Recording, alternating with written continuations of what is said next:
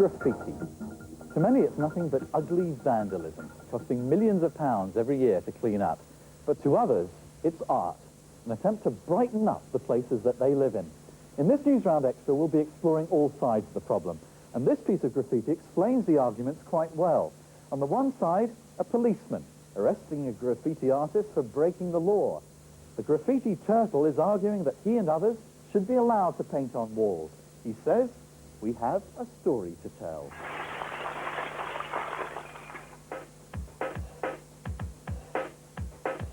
I think sometimes graffiti can be a bit offensive. I don't really like graffiti because it tends to be tasteless slogans. I like the effect of the spray paint. I think graffiti is a good thing and there should be special places for it. People have always scrawled on walls, but recently they've tried something a little more spectacular.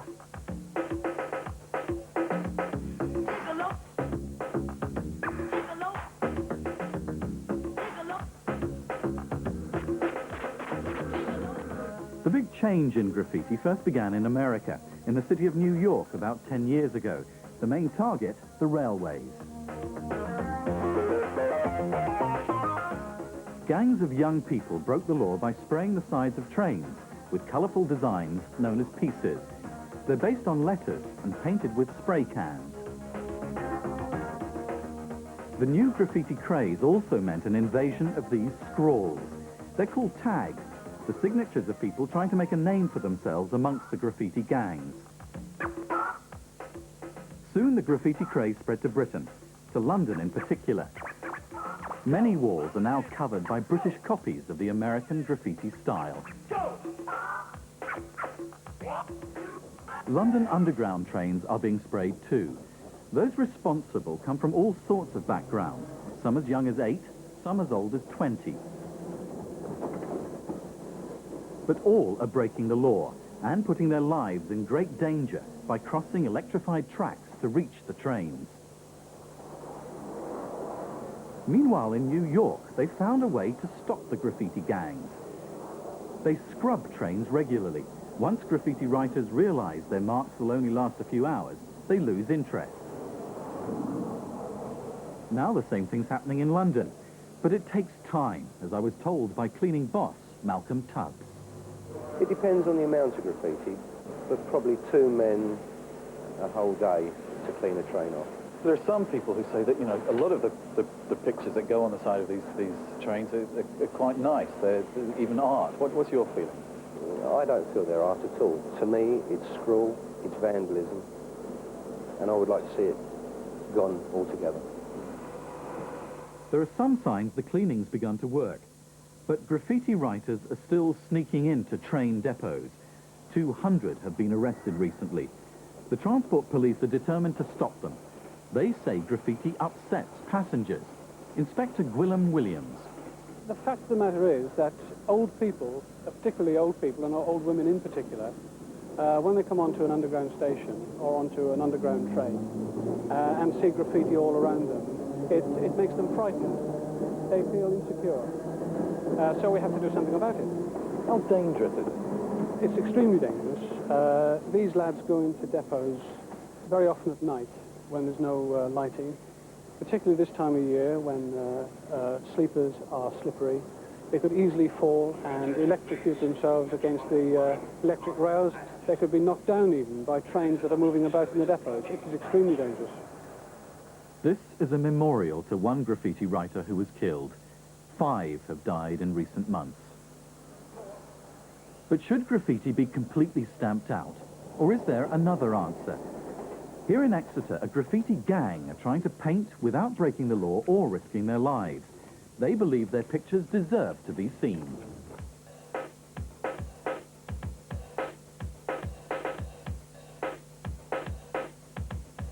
Last year, the gang members were arrested for graffiti spraying. They were fined and sentenced to 100 hours community service.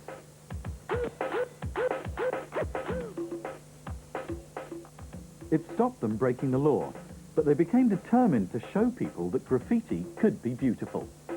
I think there should be a place set aside for where we can go out and create our own work, you know, our own ideas and that. instead of, you know, pushing us away and saying, no, we don't want that, you know, that's just graffiti, that's mindless. But, you know, they don't give us a chance to, like, get to our point of view from the writer's point of view. Well, what would you say to people who say that you're just vandals breaking the law? Well, really, what I would say is if they gave us, you know, a little bit of a place to paint, we could do it there. But if there's nowhere for us to paint, like the council, they just won't give us any backing at all, any support or anything, they just consider us vandals. If they gave us a place to paint, we could actually express ourselves properly without breaking the law. This surf and skateboard shop in Exeter was the first to give some of the gang a place to paint and to pay them.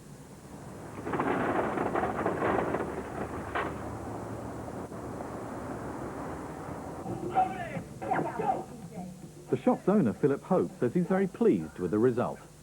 I'd seen graffiti around town, and I thought it would be good for business to have it on my shutters. It certainly attracted quite a few people down. Here's artist Mark Alford's message to graffiti haters. Really, those people don't really get to see this sort of work. If they was to see this work, like a lot of people now in Exeter have seen this work, they would view it as art, because when they hear the word graffiti, it's thinking of a tag, or which word tag is a scrawl on the wall, it's just a signature, or it may be obscenities. This is real graffiti. Now an exhibition's being planned, with money from the Devon Prince's Trust, headed by Alistair Ravel. He doesn't think all graffiti is vandalism.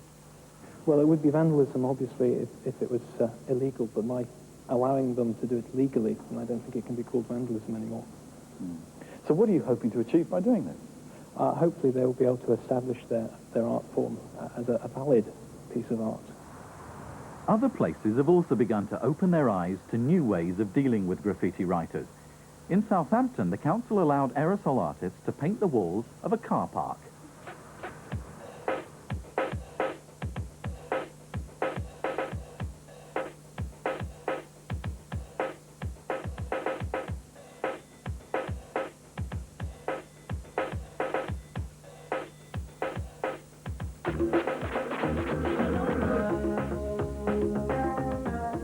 A pub in the city commissioned a graffiti design. And a youth project called Beyond Graffiti put aside a huge room for spray can painters.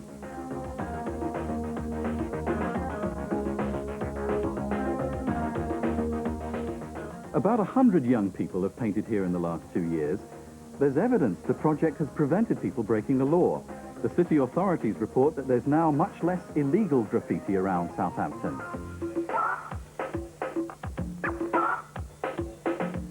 Artists are free to paint whatever they like. When they've finished, they take a photograph of their work.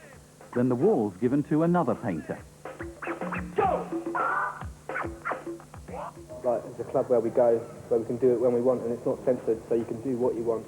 If you want to do a piece, you just come in here and ask them, and they say, yeah, sure, we can do a piece.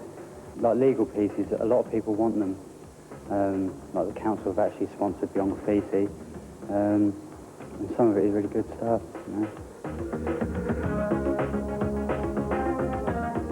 This fence almost ended the career of another graffiti artist. Darren Hill used to come to this old warehouse to paint. No one objected, but then the warehouse was fenced off. With permission, Darren is now painting a wall in the common room of his school, King Edward VI at Bury St Edmunds in Suffolk. Darren is 16 years old and a serious artist. He got a grade A in his art GCSE. One of the projects he entered for the exam was a piece of graffiti. He's one of many artists now making people realize that graffiti can become an art just as serious as any other. Darren can achieve all sorts of effects according to the way he uses his spray cans. The main skill you need to use is use of the colour, because if you don't get your colours right, the whole piece just does not work. Another one is to come up with detail that looks good, like this. Me and Christian call it with TCS wire. It fills a nice space, putting detail in. And the other way is to use the spray can, or how to make spitty effect, or a fine spray, or to do these cracks, or to come up with a straight line. Recently, more and more art galleries have become interested in graffiti-style paintings. Here at the Tabernacle in London, an exhibition has just been held which displayed spray can art right next to traditional styles. Some graffiti artists are now trying to earn a living with their style by selling their paintings, decorating people's walls, or putting their designs on jackets and T-shirts. Spray painting's even being taught in some youth clubs, and it's popular with younger children, according to art teacher Sandra Belgrave. Colours are very bright, and I think it shows through their personalities. The parents were very pleased to see that they've actually been able to sit down and produce a piece of artwork, or what they consider as a piece of artwork, in such a small amount of time.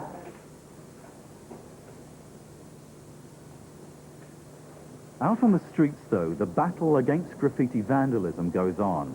It will be hard to wipe out completely. Some graffiti writers get a thrill from breaking the law, scrawling tags wherever they can.